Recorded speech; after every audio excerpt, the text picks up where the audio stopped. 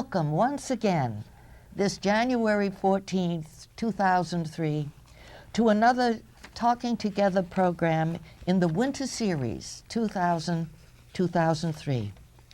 The quartet of four that you will see before you includes Walter Powers to my right, Mary Jane Gibson to his right, and Richard Sentner to her right. We understand that Bill Moyers hosted Howard Zinn on TV Friday evening, January 10th.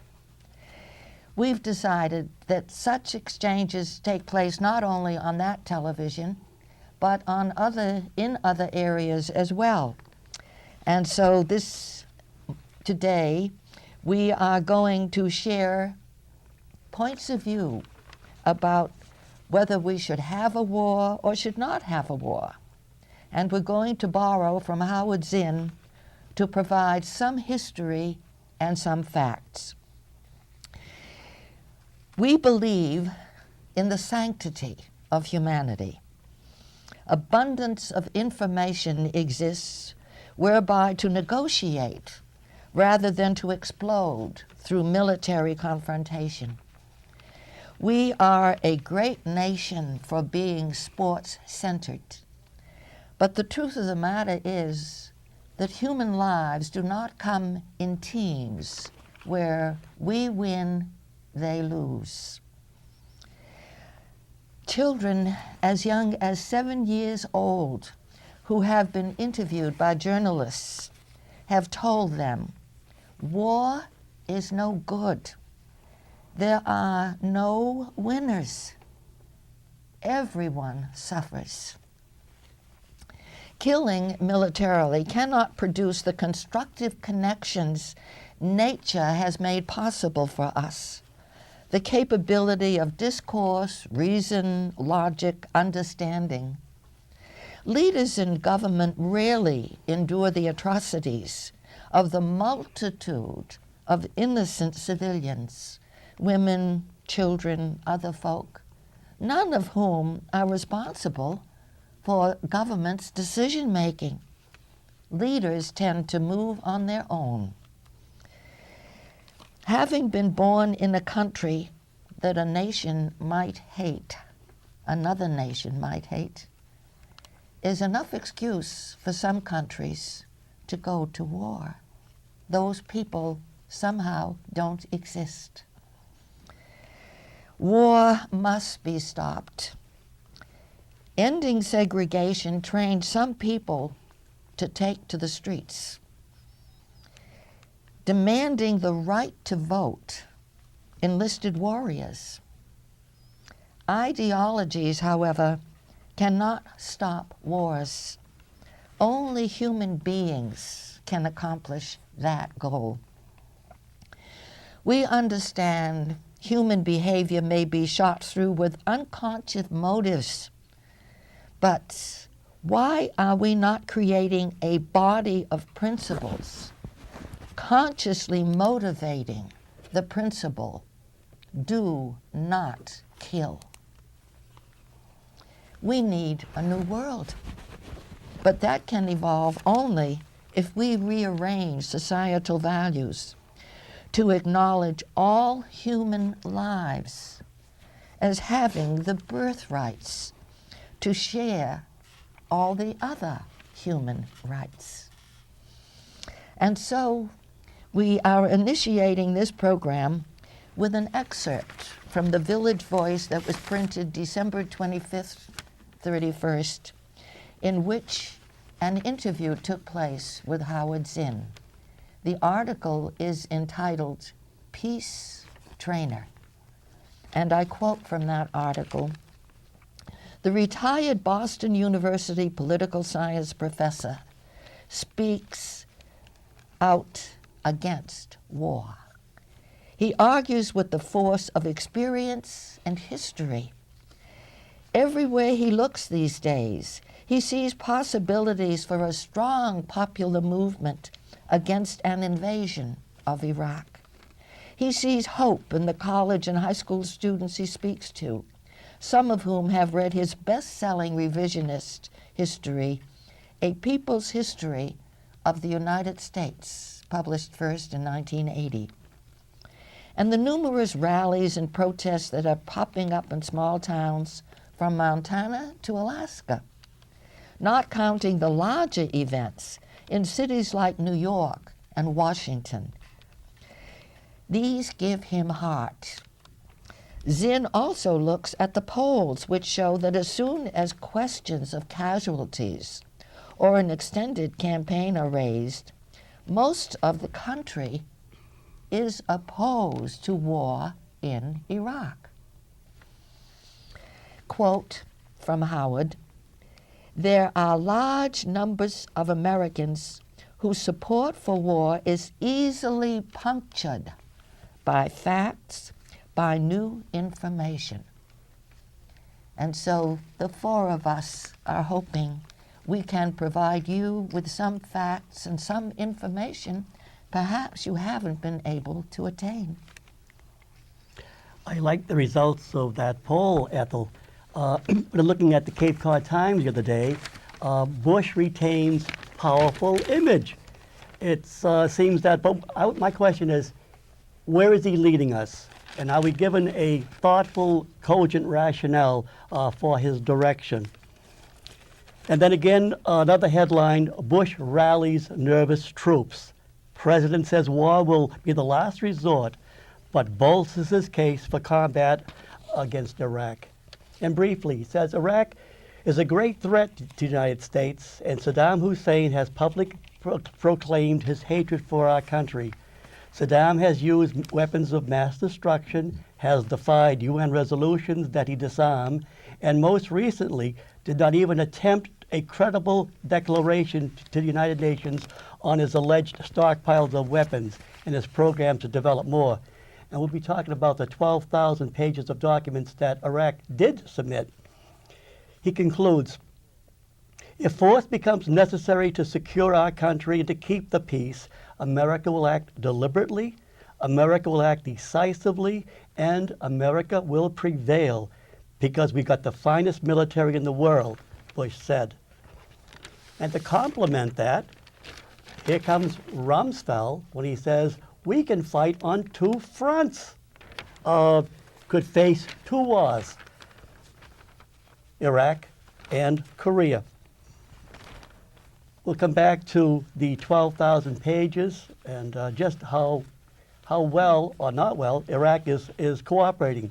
But in the meantime, actually, Walter, I'd like to take a contrary view to something that Ethel read when it said that everybody suffers in a war. And I think looking at it over the long term, that's probably true. But one of the things that makes the proposed war insidious is that we are removed from the suffering. We don't have a draft, so only the volunteer army goes. No one at this table knows anyone who will go to Iraq. Is that true? Yeah. We're not related. We don't have a nephew or a grandson who will go. The Bush administration has failed to ask Americans to sacrifice in any way. We don't have to conserve gas or ration butter as we did 50 years ago.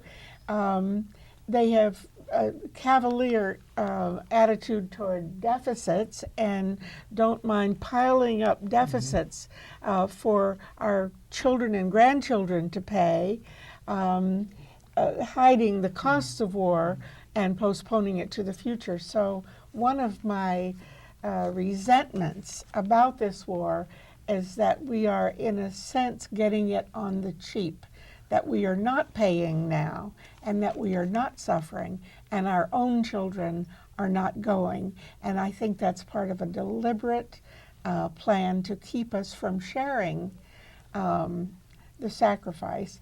And therefore, the pain comes later.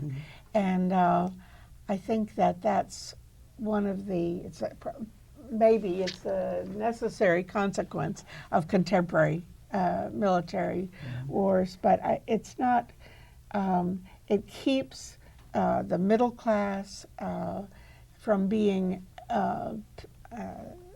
personally involved and engaged and dreading it, except on an intellectual level. But I do want to make one positive point. Having brought you down with that, I was very heartened to read that the Guardian, which I think was the Manchester Guardian, wasn't it? Is that a new, do they just call it the Guardian now? Said recently, the tide after all appears to have turned. What limited enthusiasm there was for invading Iraq ebbs slowly away in today's papers. That, in any case, is a hope. Well, I actually think it's, the poll numbers, I think, are a little misleading. I mean, the United States is the only country in the world where the population, according to polls, is actually in favor of the war. And this is a result of a very concentrated campaign of fear. And this is something that the policymakers in this country have become very adroit at over the years. When I can remember back in the 50s, my own father was building like a fallout shelter in the basement, you know, and you go to school and they'd show you how you could huddle under the desk in case the Russians were going to, you know, drop the bomb or something. And this is something that's been going on for a very long time. And that's the real difference between this country and, say, Iraq's neighbors.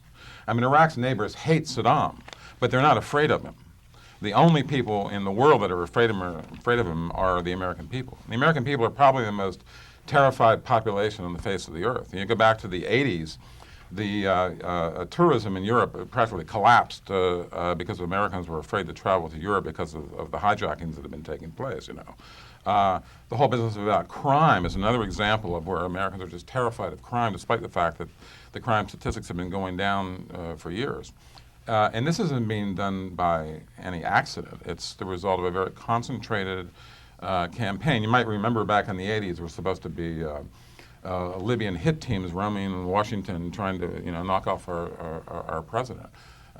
Grenada was supposed to be a launching pad for the Soviets to invade us, and we actually lived in a state of emergency from the country of Nicaragua. You know, Nicaragua was this great threat to our national security. So this is a very concentrated effort that's been going on, and I mean, I do think, as I said before, that the support for the administration is very, very thin, but it is based on fear.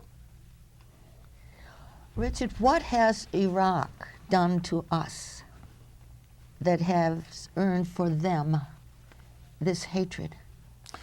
Well, for one thing, they have oil that we want to get our hands on. That's certainly a major part of it.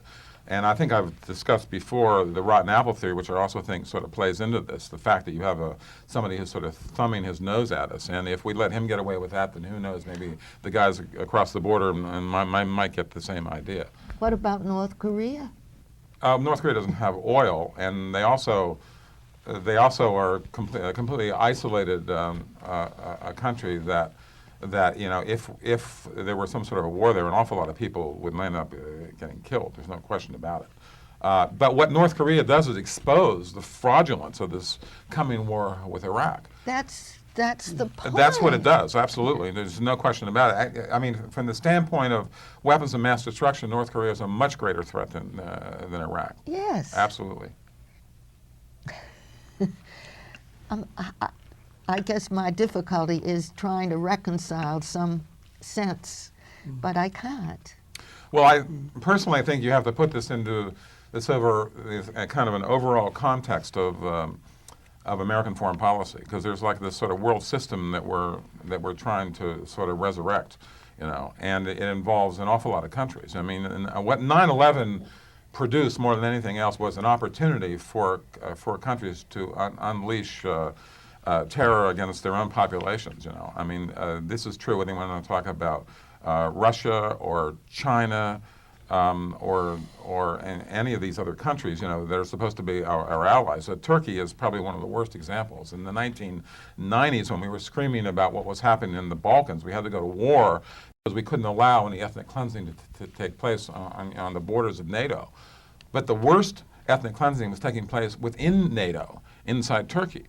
The United States military aid, once you put Israel and Egypt off to the side, they're almost like a special case, but once you put them off to the side, Turkey was getting more military aid than any country in the world. They were getting something like a double what the Cold War levels had been, and it's because there was a Kurdish insurrection that was taking place inside Turkey. And from about 1984 to 1997, the worst slaughter in the world was actually taking place inside Turkey, thanks to American arms. That eventually, the level of military aid to Turkey began to go down again, mainly because the attempts to put down the insurrection were successful. And at that point, the largest military aid, again, outside of Israel and Egypt, went to Colombia. And in fact, you can chart wherever you have a country that has the worst human rights records, that's the country that's going to get the most military aid. Because it's almost always the result of an insurrection and a counter-insurrection. So I really think all of this has to sort of be put into a sort of a proper context. It's very obvious that the people inside the administration view Iraq as a pushover. It's just going to be no problem to take care of them.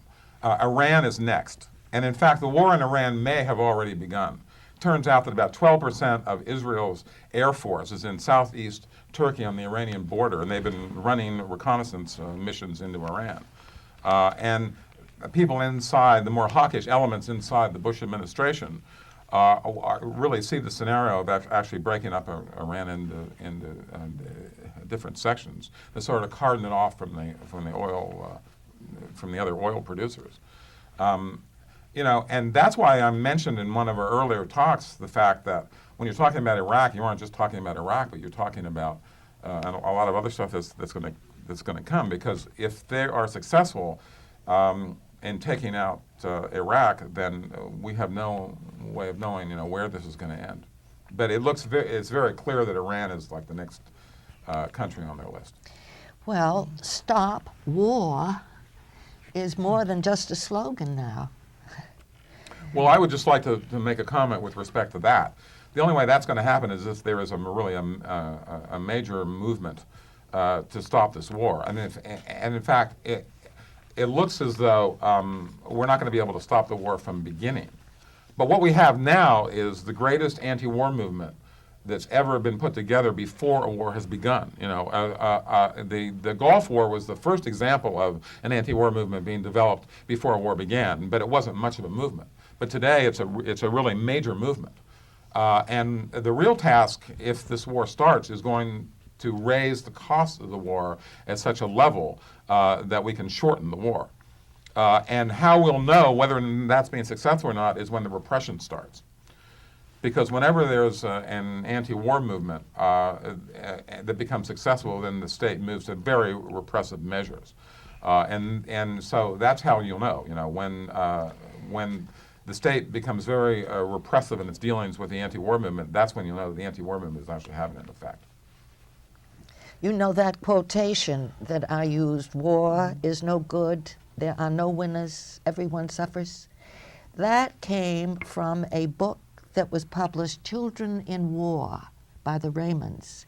And they did a documentary for HBO and received the award for it. These two persons, a couple, went to Ireland, Rwanda. They talked with Palestinian children and Israeli children. And they were mortified that these young children, and some of them were 6, 7 years old, not adolescents, young children, could make that statement to them. Mm-hmm. And I think we have become, I shouldn't say we, there is a tendency, as long as we're not really in it, our children won't be there, but other people's children will be there.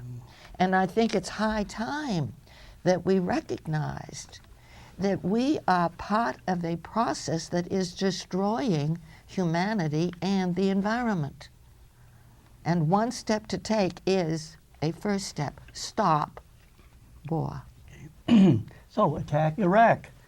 Well, the missing debate on peace, justice, and security. We need this debate.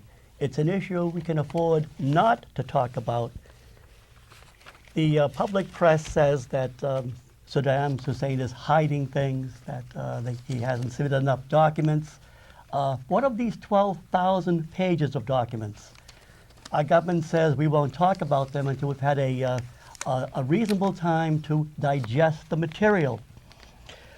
But we'll talk about most such news management is entirely voluntarily.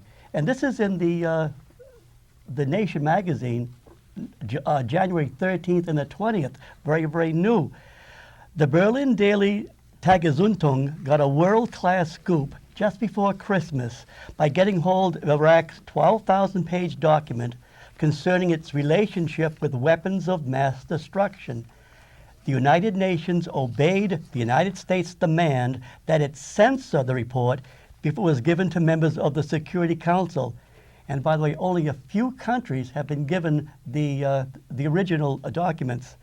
Swiftly excised, taken out, were the corporations, mostly United States, British, and German, that supplied Iraq with nuclear, chemical, biological, and missile technology prior to 1991. Our government gave them these things. Such shipments, encouraged by the relevant governments, were illegal under the terms of solemn international treaties and laws. U.S. corporations included Honeywell, Spectra Physics, Rockwell, Hewlett-Packard, DuPont, Eastman Kodak, Bechtel, and others, 24 in all. In addition, the United States Departments of Defense, Energy, Commerce, and Agriculture were designated as suppliers.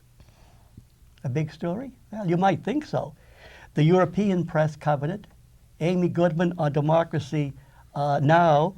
Covered it. We can get her on WOMR on Tuesdays, Wednesdays, and Thursdays at 4 o'clock. And the interviewer, Alexander Cockburn, he said, I heard a good interview on CBS Radio with the journalist who got the scoop.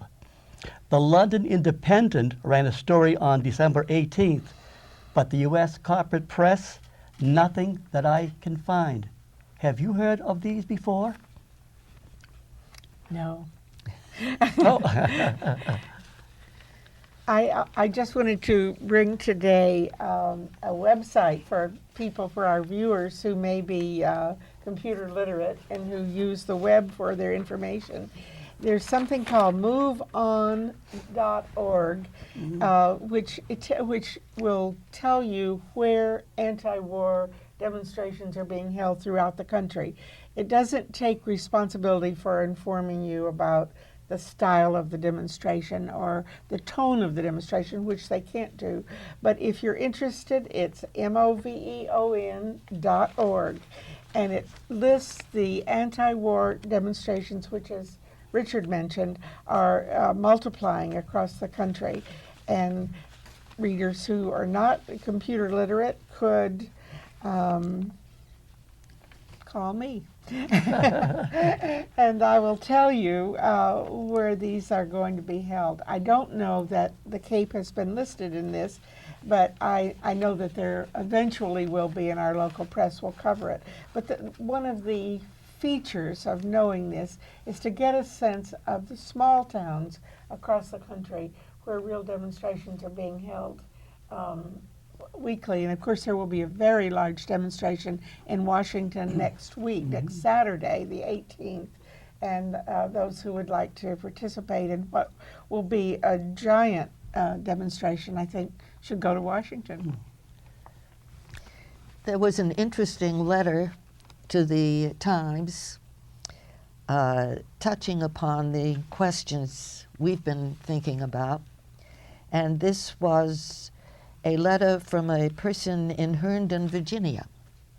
Representative Charles B. Rangel's proposition that a military draft be reinstated is misguided and frightening. His suggestion that our drafted sons and daughters would bring a greater appreciation of the consequences of decisions to go to war raises cynicism to a new level. A draft of our youth to fight in a war that many have questioned is morally reprehensible. And we still have not been offered any solid evidence that Iraq has weapons of mass destruction. I disagree because I think that the mere mention of a draft has people's stomachs churning. You can talk about war in the abstract, but when your nephew, your grandson, your children are vulnerable, you feel it differently, somewhat closer, I expect, to the Iraqi mothers and what they must be feeling now. And I don't think that, I think that's a practical matter, and it could be called universal service. And young people could go to a sort of local Peace Corps and work in Appalachia and work in the inner city for 2 years. But to have a universality of service, I think is absolutely key. And I think Charlie Rangel is doing us all a favor. I disagree. I think he's doing us a favor to raise the possibility that all of us will be immediately involved. As it is, as I said earlier, I think they offer the prospect of war on the cheap. We don't have to give up anything, keep your SUVs, keep driving gas guzzlers. Who cares? We're going to secure oil to protect our indulgence. It's not to protect that we have cars. It's to protect the indulgent use of gas guzzlers. But the Bush administration has presumably made a decision not to ask any sacrifice that's visible now of middle-class Americans. And I think that that's what's cynical. I think to enable us not to pay for it now, not to be involved in it personally, not to have to give up anything, to have it in the abstract and at arm's length and in the papers, is having it on the cheap. And that's what's cynical. And that's, in fact, what Charlie Rangel was after. It's not that Absolutely. Charlie Rangel is interested really in bringing the draft back. No. He's simply trying to point out the inequities involved in the system that we have now. And actually, I never thought it was a good idea to end the draft. For one thing, it's a good vehicle for the anti-war movement to attack the war machine. If you have a draft, it's one way to do it, you know. And so what they've done is the volunteer army is essentially a class system, you know. Absolutely. I mean, people, you know, who live in Wellesley Hills, you know, their kids are not going to be involved in the volunteer army. You know, I mean, it's the poor that are going to be involved in the volunteer army. I mean, for the most part. And even though the draft was done along the same lines, the draft itself, you know, the previous draft was during the Vietnam War was very much of a class-based system. It didn't have to be that way. You know, you could eliminate, you know, college deferments and things of that sort, and it could be done on an equal basis. But I mean, I agree with everything that you've said about that. I mean, and I know that Charlie Rangel was not interested in bringing the draft back, but he was very upset with the fact that it's the poor that once again are going to be waging this war. There is a radio program, which I'm sorry I can't refer people to because I don't remember it, but it allows people who are involved in anti-war work to share what their ideas are. And there's some very simple, in Eastham, just at the traffic circle last week, somebody had put a very simple homemade sign that said, well, there's been a series, so several weeks ago it said, "Whom would Jesus bomb?" Which is a kind of a shocking and maybe could be inappropriate, I'm sure, to some people, but it does make you think in a new way.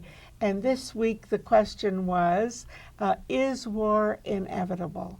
And I wanted to get a pillowcase and put no, but I didn't do it. But people are taking the simplest things and making those suggestions. But what I'm very much interested in this point that Charlie Rangel raises, because I feel as though we are half of us. I don't know what the proportions are. Great many of us, probably 40%, resist the war, however actively, and then a great many people are rather disengaged from it because we aren't being called to participate in a way that grabs us and that makes us aware of it. I know in my own self, and I've been opposed to this war from the beginning, I was also opposed to the Gulf War, one of 3 people, I think. But I'm aware that when Rangel made the suggestion, I quickly, in my mind, went through all the people I knew who might be subject to the draft. You just run through it in your head. Do you have nephews? Do you have children? Do you have neighbors? And I know, because I know it, I saw it in myself. It suddenly says, who will have to go? And that's different from reading about it and theorizing about it. And I think we need to feel it more personally. It's also important to understand that there's another role of this coming war, and that is to get people concentrated on something other than what the government is actually doing to them. Because once again, we're replaying what took place back in the Reagan years when there was this enormous transfer of wealth from the poor to the rich, and they're Right. doing it all over again. Right. And they don't want the public's attention focused on that. They want it focused, as they say, on this. They want them terrified, that Saddam is coming after them, weapons of mass destruction and all the rest of it. And that is one of the roles of the war. For one thing, the build-up to the war was obviously aimed at the congressional elections, and it was very, very successful. And the coming war itself is, in my view, and the view of others, aimed at the presidential election. And they want this war over with before the presidential election comes along, So you want the public's attention focused elsewhere so they don't realize what's actually being done to them. And I think one of the real problems that we have in this country is that there is this sort of, what you might call a sort of lower expectation umbrella, where the American public has come to expect so much less from their society and from their government that they've been willing to accept a sort of lesser lot in life. And this is being ratcheted down even further.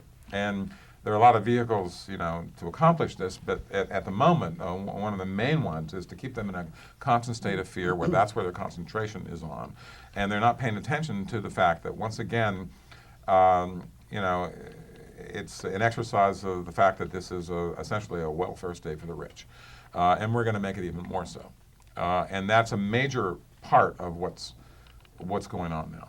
I agree. You were talking about having a debate, and it reminds me, as I said before, in a speech by Patrick Henry, the Give Me Liberty or Give Me Death speech, he said, and in proportion to the magnitude of the topic ought to be the freedom of the debate.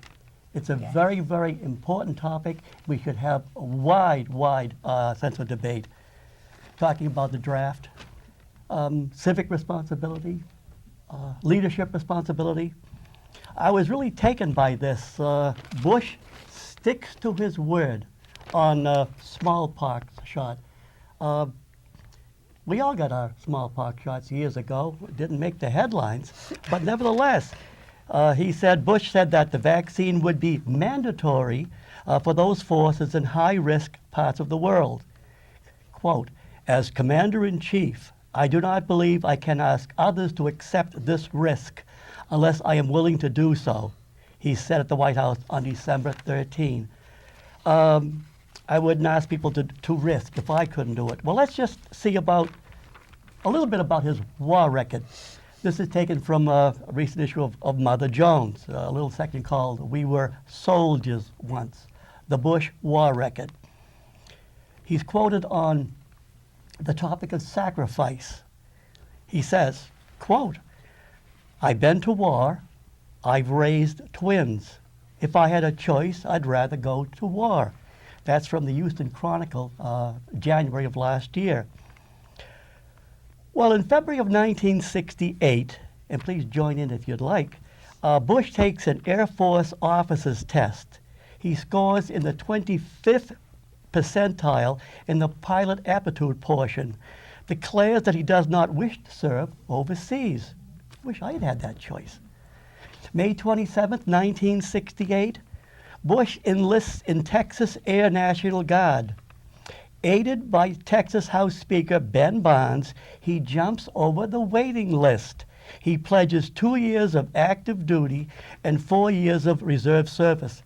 And this was the particular National Guard in Texas that had friends of politicians and several of the Dallas Cowboy football players.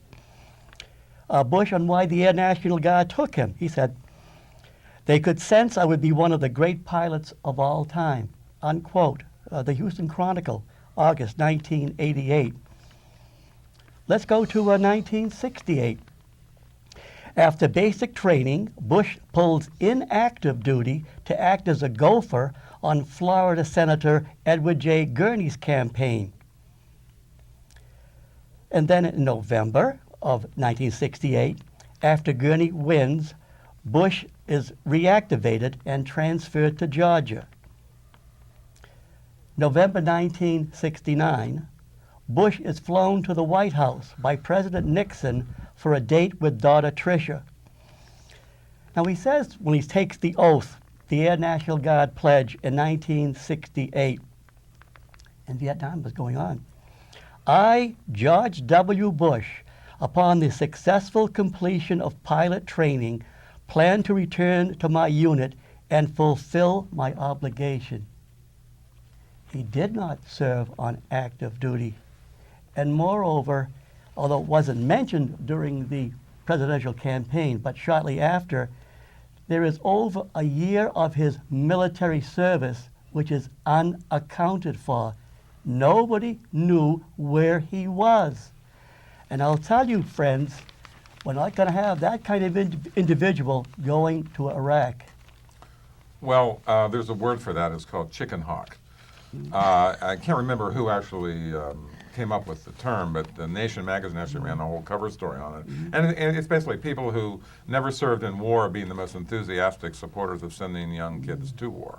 But I would like to return to the matter of the smallpox incident you mentioned, because this is, I think, another example of warmongering and of trying to fill the American public with as much fear, as possible. That's really what it's about. Before we launched our war in Afghanistan, there was always talk about torture, about whether we should use torture or they shouldn't use torture, and suddenly the subject disappeared, and no reporter asked the question about whether torture is being used or not.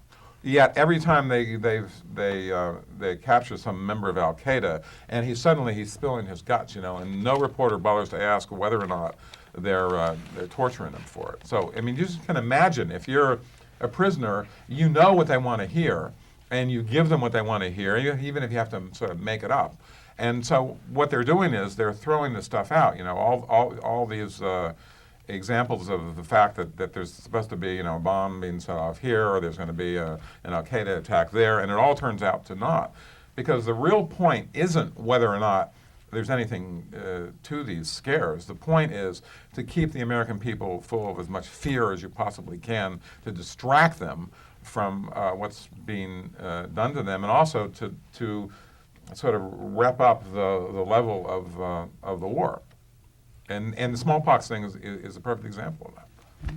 All of us were inoculated against smallpox, weren't we? Oh, yes. That was involuntary. I just think we can't miss how outrageous it is for him to call that a sacrifice, comparable to the sacrifice of these young people. The news has been full lately of these young families torn apart to go to live in the desert, to wait for a war, and for him to compare his sacrifice of being inoculated against smallpox with the genuine and life-threatening sacrifice of young Americans is just preposterous. And why the press reported that with a straight face and without cartoons just misses me altogether. Even I could write a cartoon about that. But that's the way the political culture works. And in fact, a lot of this stuff could not take place if it wasn't for the very how well disciplined the political culture is. Both the press and also various intellectuals writing in scholarly journals. Who everybody sort of goes along with it, and no one asks the difficult questions. I mean, none of the arguments that are given for this war have any support for it whatsoever, and no evidence is ever given. And if we had a truly free press, and if we had an intellectual community that was doing the job it's supposed to be doing, this stuff would have been exposed in the first 24 hours. Because the whole thing is a fraud. There is not a single argument that is given for this war that has any evidence for it whatsoever. These people are going to go to war, and they don't care what excuse they have to come up with to do it. Because what they're really after, and I've mentioned this before, is they want to once again set up a world system that's even greater than the world system they set up after World War II. You know, there's going to be no part of the world that's going to be left untouched, and that's what they're really after. You know, sometimes cartoons have a lot to say. And here's Rumsfeld, and there's the little guy, the Texas cowboy, down below. And Rumsfeld says, "Come out, Saddam. You too, North Korea. We can take you all on at once. And all you terrorists, you too, China, and all you Palestinians, you, Santa Claus, make our day." This is kind of the mentality from the Dirty Harry movies, Clint Eastwood. Well, those were movies. This is reality. But at least Dirty Harry went after people who could defend themselves. The basic principle is that you go after people who can't defend themselves. You know, there are countries that have nuclear weapons. I mean, India and Pakistan have nuclear weapons. But the U.S. is not going after them. I think Howard Zinn, in his interview with Bill Moyers on Now last weekend, said there are essentially 8 countries that have nuclear weapons. It turns out there's actually a UN resolution, I forget the number, that part of it has to do with eliminating weapons of mass destruction from the Middle East. But in order to do that, that means that Israel would have to give up its nuclear weapons. Now, the United States could not acknowledge that Israel has nuclear weapons because back in the 1970s, there was a congressional law that was passed that said that the U.S. cannot give any military aid to any country that has nuclear weapons. And so the way they play that game is that we just don't acknowledge that Israel has nuclear weapons. Well, I think this opens up a conversation that I hope we'll have maybe another time because it is a big one. But I think it's the Bush administration's indifference to or ignoring, maybe strategically ignoring, the Israeli-Palestinian situation, which has deteriorated precipitously since Bush was elected. In the beginning, we were told that he didn't want to do anything that Clinton had done, and Clinton had worked his heart out for peace between the Israelis and Palestinians, and so Bush ignored that issue because that would be following what Clinton had done. But I do think that, and I think that Arab spokespersons from other nations besides Iraq will tell you that dealing with the Israeli-Palestinian question is one of the keys to unraveling our relationships with the Arab world. Until we address that, until we are active in requiring of both Israel and Palestinians some limitations, until we, for example, require Israel to bring the settlers back behind the 67 borders, I think there isn't going to be real negotiation, and it's my view, in the Middle East. And I think until that knot is unraveled, the Arab distrust of us and their antipathies toward the United States are not going to be resolved. And that Bush is on his tab because the last administration did bring the closest we've ever come to an agreement between those two. And of course, as somebody said about the Palestinians, they never miss an opportunity to miss an opportunity, but they did miss one there, and there are enormous gains to be made by this country's intervention in that problem. It is not unsolvable. And no less a person than the Crown Prince of Saudi Arabia yesterday morning on an interview said as much. And he also said, unknowingly agreeing with The Guardian, that he had a strange feeling that there wasn't going to be a war. From his mouth. I mean, I sort of agree with you, although I disagree with your formulation of it. What Clinton was working for was not a legitimate peace in the Middle East at all. And it's not true that Bush Jr. has kept his hands off the issue. He sided so totally with Israel on this. I mean, his efforts to demonize the Palestinians. I mean, there's always, down through the years. Well, let's say he sided with Sharon, who is not the only Israeli, but But he's the the prime government, minister. That's for the sure. government and the Palestinian leadership has been demonized. I mean, this is a much too involved conversation right. to really get into with any detail.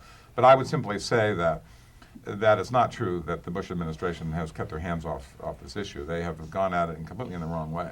I mean, for years, the U.S. has always sort of secretly supported Israel while sort of rhetorically trying to remain neutral. But the real difference was that in Bush's case, it didn't even make any effort to remain neutral rhetorically. It was just very obvious, very supportive of Israel. But you're absolutely right about the fact that until that issue is resolved, there's not going to be any real peace in that neck I of the think woods. I'm also right that Clinton worked very, very hard on the Camp David agreement, and that was had they taken that would have been amazing. I don't agree with that at all. You don't think he worked No, on I think that? it was total. The entire Oslo Accords was a total capitulation on the part of the Palestinians to Israel. Total capitulation. Well, And they never it was followed Arafat's effort to basically save himself because he was very close to being thrown out by his own people. Right. But as I say, this is a topic that's too involved to really get into in any depth. But I would simply say that I agree with you that until that issue is dealt with in a legitimate way, in which both parties are given satisfaction, not one over the other, then there's not going to really be any peace in I that part of the agree. woods. I agree. Human lives are equal, Exactly right. which we have to recognize. Yeah. But I would like to introduce here a slightly different perspective. And this is a statement that was made by a neurobiologist, a physician, an administrator in healthcare, a wonderful writer, an eloquent writer, and the name is Dr. Lewis Thomas, who died in 1993. But in his obituary notice, a most informative statement of his was included, and I think it's pertinent to our discussion to attend it. He was haunted. This man died in 1983, and the statement in the obituary notice, he was haunted in his later years by what he called the risk of earthly incandescence. It was unlikely, he believed, that the world would be done in by natural forces. Quote, "If we are to be destroyed, we will do it ourselves by warfare with thermonuclear weaponry," he wrote in his essay, Basic Science and the Pentagon. To him, the military's term, unacceptable damage, was itself unacceptable because, he wrote, it carries the implication that there is an acceptable degree of damage from thermonuclear bombs. Damage, he wrote, was also the wrong term, and words like disaster and catastrophe were too frivolous for the events that would follow a nuclear war. Individuals might survive, but survival is the wrong word, he said. There exists no medical technology that can cope with the certain outcome of just one small, neat, so-called tactical bomb exploded over a battlefield, he wrote. As for the problem raised by a single large bomb dropped on New York City or Moscow, with the dead and dying in the millions, what would medical technology be good for? As the saying goes, forget it. Think of something else. Get a computer running somewhere in a cave to estimate the likely numbers of the lucky dead. Just a few weeks ago at Smith College, Helen Caldecott, the noted anti-nuclear proponent, gave a wonderful, wonderful talk. She talks about the Holocaust and, thinking the unthinkable. But ironically, it is our country that has all the bombs, the superfluousness of them. But the nuclear war, killing. America has a preoccupation with murder. Watch television. We have 4 times the rate of murder in Europe. We have whole shows devoted to murder. CNN, the war in Iraq. And all of a sudden, war and other television shows become the same. Not real people. It's like children playing their deadly games. They're not killing real people, but somehow or other, I believe, their psyche is being damaged. We talk about not human beings, but collateral damage. And then the General Ashcroft, Attorney General, refers to the death penalty as the ultimate sanction. So I checked the dictionary for sanction, and it's defined as I read it: authoritative permission, countenance or support given to an action. Well, not in our name should we murder innocent Arabs.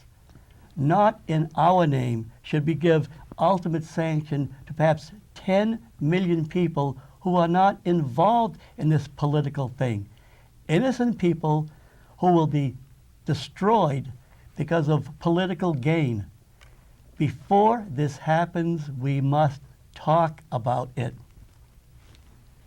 That's why we're here. Absolutely. Well, no, go ahead. No, I'm waiting. Well, I just think that what the United States is doing is driving an arms race, because when you talk about weapons of mass destruction is the only action that other countries feel, that they can take, because who knows who the U.S. is going to go after next, And I think I mentioned in one of the earlier talks that even the war in Kosovo drove the arms race between India and Pakistan. Now the whole rest of the world feels that way. So if you're concerned about weapons of mass destruction, this coming war is going to make it much, much worse. Not to mention the fact that the people that are going to bear the brunt are, in fact, Saddam's victims. We're supposed to be so concerned about Saddam's victims, but Saddam's victims are actually going to die in this war. And we also haven't talked about the fact that this war could trigger a worldwide recession. At a time when the economies of the world are in pretty bad shape. Things could get an awful lot worse, as a result of it. There are, of course, people in this country that are going to make a killing on the war. The whole Pentagon system, which is basically, they talk about the military weapons and the military technology, but military technology is just a cover for high technology.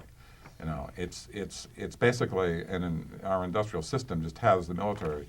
The Pentagon system is just sort of a cover for it.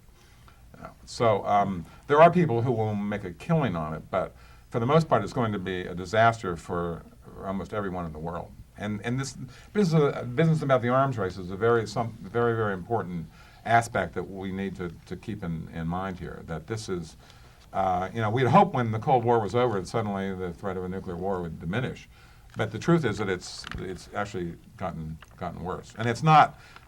A missile defense system is not going to help matters at all. In fact, it simply drives countries to be able to overcome it. And we've also talked in the past about the fact that the real threat is, somebody putting a nuclear weapon in a bale of marijuana and floating in New York Harbor. I mean, that's the real threat. So you have all these different aspects that need to be taken into consideration. But I just have to come back finally to the fact that what they're really about here is terrifying the American public. And if the anti-war movement can overcome that, if we can break through that with information about how, there's just no reason for this war, then the war it can be stopped. If it starts, it could be stopped.